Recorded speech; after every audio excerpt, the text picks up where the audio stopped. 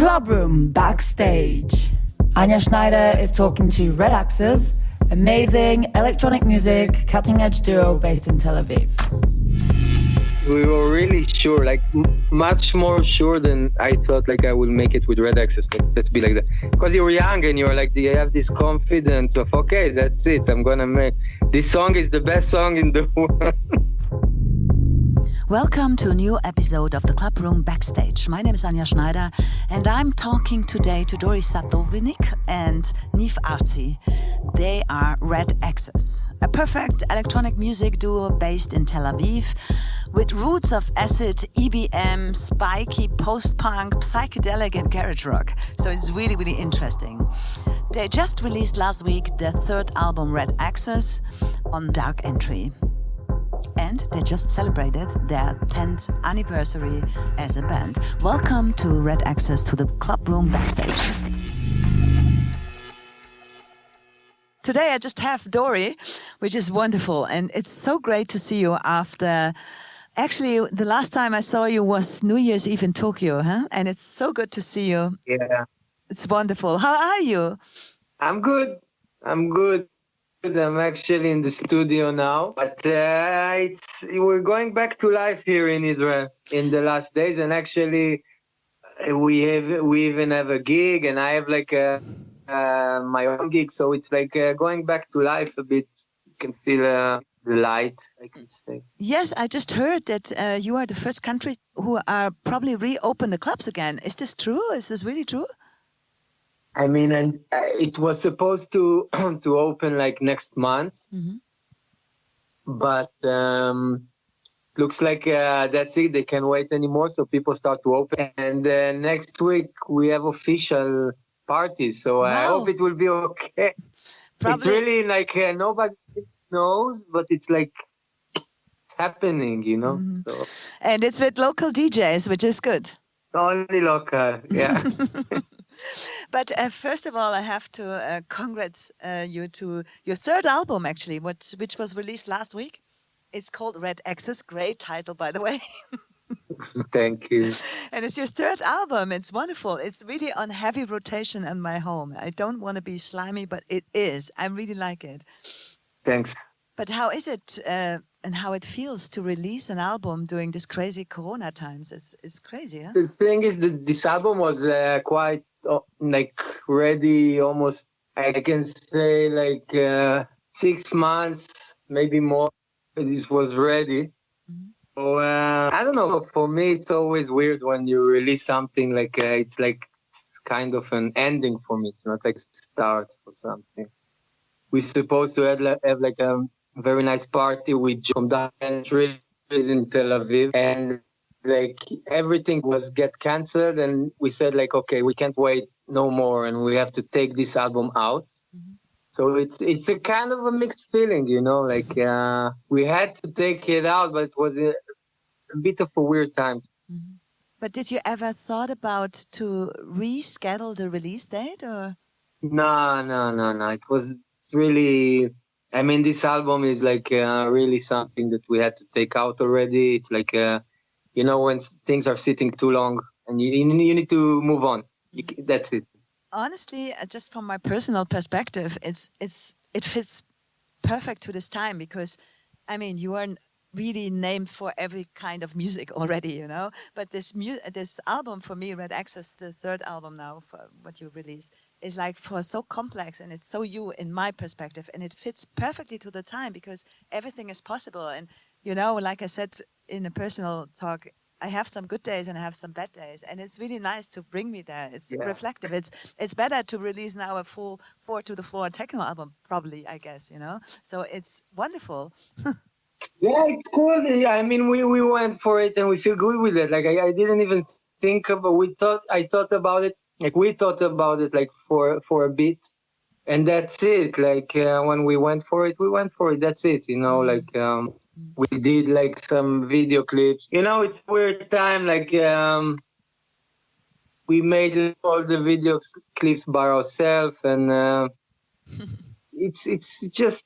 It's a weird time. I don't know. Like we work a lot, like with ourselves. You know, like the video clips we did with fans and with friends, and like we don't want to spend our money. It's like everyone's getting smaller and back to the like local people.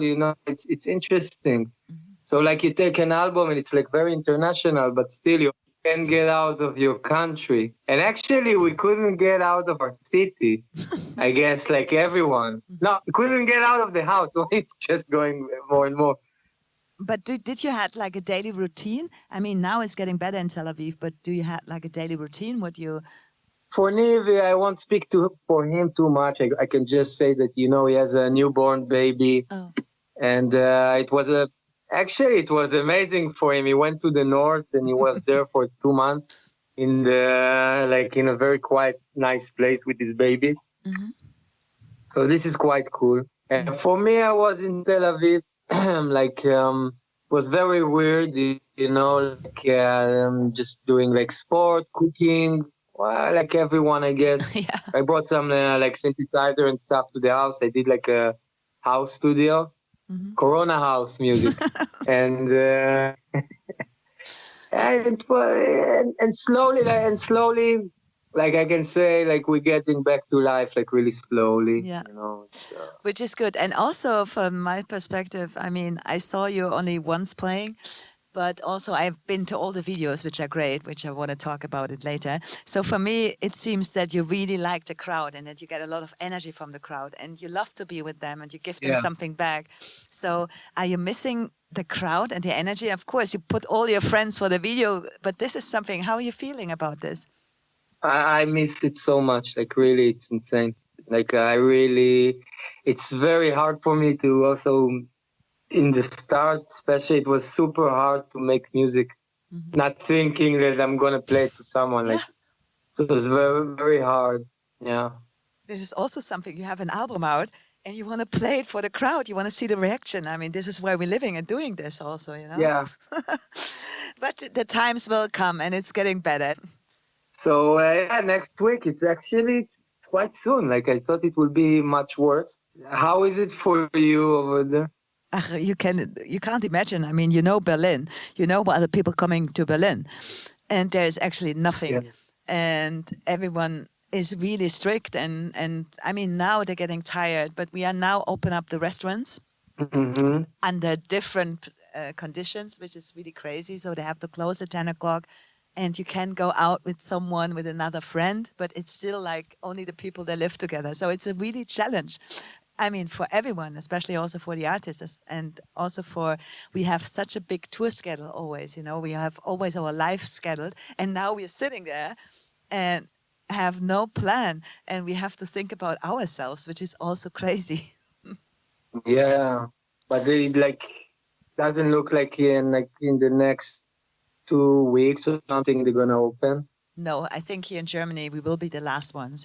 This is gonna be still really? It's still I mean, the travel could be running again from the 15th of June, but no one knows. So it's really, really hard time, and it has some good things. It has definitely also some bad things, but I will also. I'm curious what kind of music will coming out of this time, because like you said, everyone is doing music mostly now by themselves. So it's interesting because we don't have these huge festivals. We are a little bit away from boom, boom, boom. So I'm curious what's going to be released in the next half a year. I'm not so much, actually. I think, I don't know, like maybe. Let's see. I don't want to be disappointed because everyone now, I have time. Should I make music? Okay. It's like everyone was cooking suddenly, I can tell, absolutely. Maybe we're gonna have a lot of very bad music soon. Just come back to Red Access, the album. You said it has to be out. How long you worked for the album? How long? I don't know anymore. I really don't know. I don't remember where we start. We start maybe the first track that we said, okay, this can be the opening track, and then to follow. So it was maybe 2 years ago, 1.5, something like that. Wow. So we were touring. We were touring all the time, and doing music, like loads of tracks. And then, so it wasn't like, okay, let's sit now and do an album. You know, it was more like taking time a bit. But then I had like maybe like 2 months of working, then mixing. I guess it was like 6 months ago, I can say, you know, and the really work on it was like maybe 2 months, something like that, when it was like mixing and everything. Yeah. But are you a person a good into letting things go and saying, okay, this is ready? Go out of studio and say, okay, I'm not touching it. I'm happy. Is it Too much? Yeah. yeah? Yeah, I'm really like that. So I'm really like I'm really letting go, like very, yeah, like I work really really hard on mixes and stuff, and really like I want to let it go. I don't like to. I mean, if it's too long, maybe it's not good, you know. Like it doesn't have to be too so long, you know. Like that's what I think. yeah, absolutely. I absolutely agree. And I know, I mean, you coming actually from a band, you were always loving to be with bands. You're always loving to be with musicians. And how is it when you work just two of you in the studio? Is this always, you're always on the same level? Or That's the thing. We don't. In the start, we used to work a lot, the both of us. You know, like for years, and from the band, from writing songs, from actually almost everything we did together. And like I'm the producer, and even the DJ. Like it was always like that, you know. So I never played like someone else's track in my life, I think. And Niv is like playing. No, but this is for real. And Niv is playing like a DJ, you know, he's a selector. So in the start, we used to sit a lot, like Niv is sitting by me, and we bring ideas.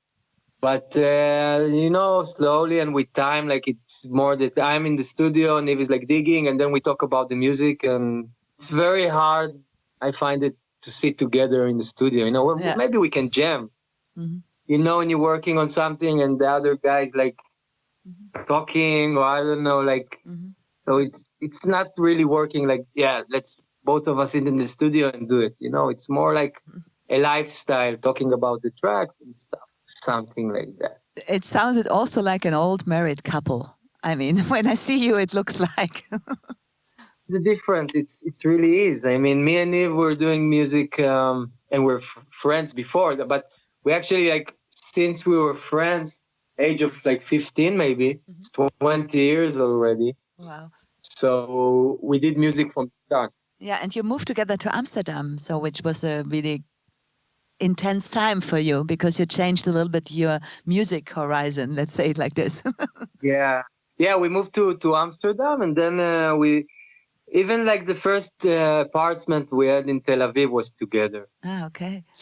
And how long you lived in Amsterdam, and why Amsterdam? I mean, I know that the Israeli people I know, they're always traveling and always, first of all, out of the country, living somewhere abroad. Why was it Amsterdam? Yeah, we went to, actually we wanted to go to London. We had, like, you know, the rock band, and we said, okay, we're gonna be like the next big thing in the world with our rock band. We were sure.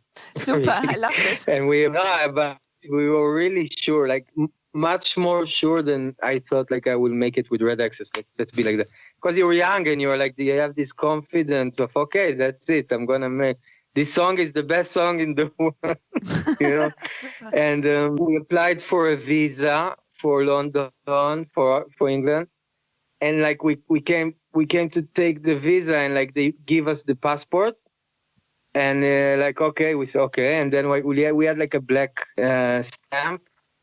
Like without saying nothing, they just give us the passport, bye-bye. We had a black stamp. So we said, okay, what the fuck? Like, what are we going to do?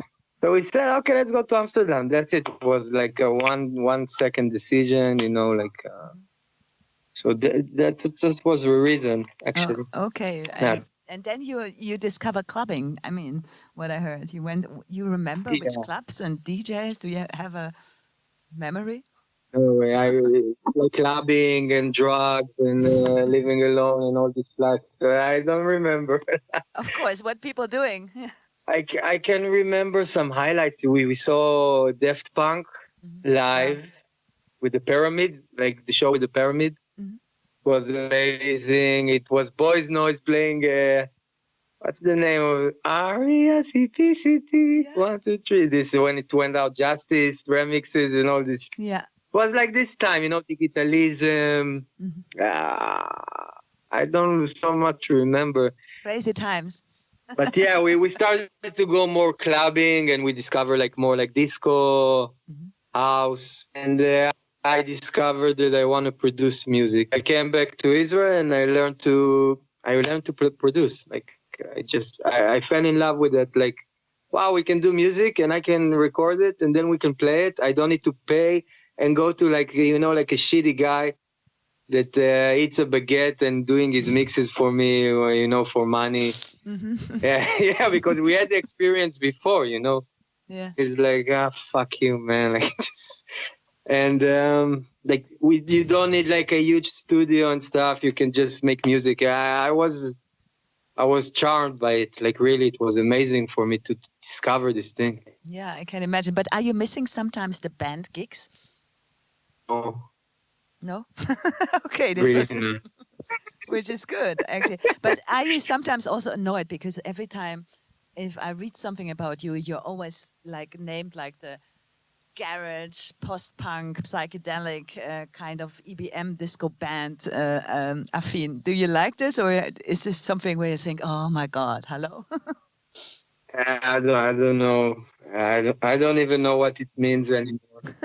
No, even actually, when I listened to your album, I was also, I can feel there's like a little touch, but you create your own style somehow, which is really refreshing during this time. Yes, I mean, in the start, for sure, I can tell you that, it was super. We worked so much with guitars and like with drums and like, we always want, okay, need vocal, need guitar, like all the time, this was the goal. Okay. But I know that you love to work with people, and you are now have your 10 years, have your anniversary for a band, or Red Access anniversary. But honestly, I was really impressed. You told me about it in Japan, but I had no idea. And then I went online and saw all these videos. You did a series called Trips, which I was super blown away, actually. And fantastic music, fantastic musicians. Can you just explain it a little bit before I do it? What was the idea behind and what you did? It started actually kind of not mistake, but we didn't have the idea. We got invited to play in Ethiopia, in Ivory Coast. And I was like, wow, like, this is really cool. This is the first time we're going to play there. We need to film it, And then we said, okay, like, more than film it, let's make music with people there. So I flew to Ethiopia with Guy, our manager, that he's a really huge part of this thing called Trips. And he got the connection. Like every city we went, like in Ethiopia and Ivory Coast, everywhere we got a connection from someone there. And he like organized some people what he can, It's not like a really professional, just like what he can. And we jammed together. And then I mixed it. Like it's really weird and funny. So we did it like in India again and in Vietnam. In Vietnam, we really focused on like kids. We went to kids' school, and and me and Niv like just amazing, really. Yeah, it's funny because like we didn't really have a plan. We just like, okay, we have the kids now. What we're gonna do? Mm-hmm. So it's really like how you say when you don't prepare, spontaneous. So spontaneous, just, yeah, spontaneous. Yeah, we just like okay, and then we learned how to do it better.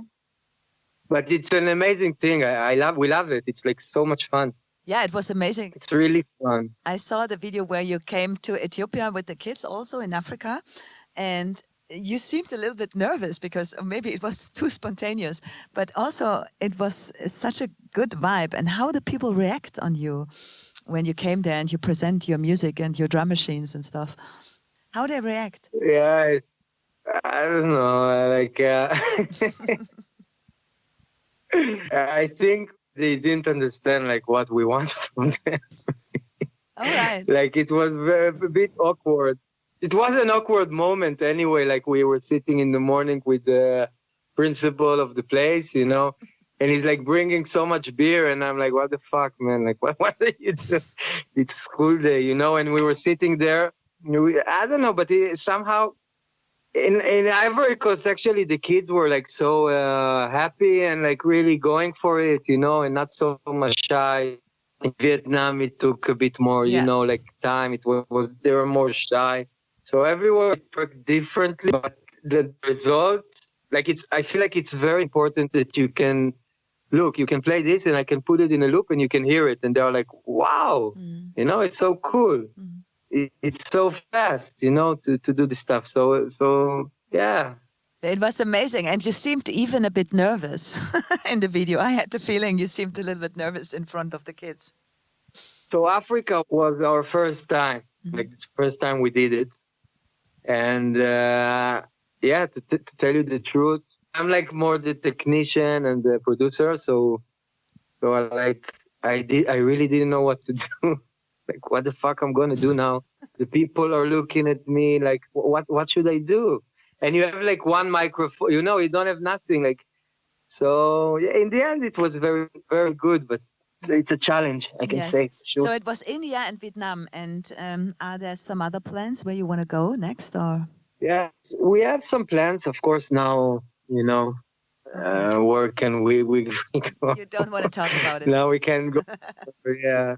Yeah, of course. And yeah, also it's great, and it's really, really amazing. And the site, everyone has to check it. It's called Trips, Red Access Trips, and the videos are amazing. And just one question about it: how you find the people and the locations? And because if I would go to there, I had no idea with who I speak or what should I do. Yeah, this is really a question for Guy, our manager. I told you, it's like a huge part. Actually, from Red Access, of course, but in trips, like he's doing all the, you know, like before he's getting to someone. So like in Vietnam, in Africa, everywhere, we had like one or two guy or girls like that were amazing, like so nice. And they were just all the time and taking care of everything and just do it with so much love that it's like very emotional for me, like to even remember these people. It was so much fun. Really, it was amazing. Yeah, I can. And every time, like, also we had the party in the end, and we played the track. So it's a lot of happiness. People are very happy and smiling and like humble. Everyone is so humble. It's quite different than just going to play in a club and have a gig. You know, it's a very different atmosphere. I love it. We love it. Yeah, it's super nice. And you can even hear some things on the album, on some influences. Was my impression, huh? On the Red Access album. Maybe. Yes. Thank you so much, really, to talk with you, Dori. I would love to see you soon, and I hope it's going to be like this. And now you're going to tour your album in Israel, first of all, which is also like a challenge, huh? Yeah. Because when you go somewhere abroad, it's like different probably than in their own country. Or how is it for you? Oh, for Israel, we play a lot in Israel. It was always important for us. We have an amazing crowd here. Atmosphere is super nice. Like, so we're not gonna do like an album tour because it will finish in 2 days in Israel. But we're gonna play, I'm sure, now a lot. Actually, we play here like 1-2 times a month, and there is a lot of crowd here. So. You know, I'm sure for everywhere in the world, a bit to be focused on like local DJs and not always. It's a DJ from abroad. Like, you know, we have some. I'm sure every country have like very good talents that don't get a lot of attention because everyone wants someone from abroad. You know, so it's quite nice. I guess. Yes. I'm not sure even how much I miss to travel so much. I have to say, I don't know. It's a bit crazy all this traveling. And at the moment, it's really, you know, we are getting used to stay at home. It's a good thing to learn cooking, and you know. Yeah, totally. I think it's the schedule of DJs is something that it's not so easy. No, and we were all living on a really high level. Yeah, and also traveling from Israel is a nightmare always, you know. I miss Israel quite a lot, but thank you so much for this talk, and I hope to see you both soon, and big kiss from Berlin, yeah? And you. You have a big fan more, but you know. Tschüss. Bye-bye. Danke. Bye. Thank you for listening. This was the Club Room Backstage for this episode. I will be back very soon with a deep talk, and I'm gonna have a really interesting person next episode. I can't tell you right now, but please stay tuned on my social channels. You will find it out there, and I can't wait to be back and talk with you. Tschüss. Club Room Backstage. Produced at Blackout Studios.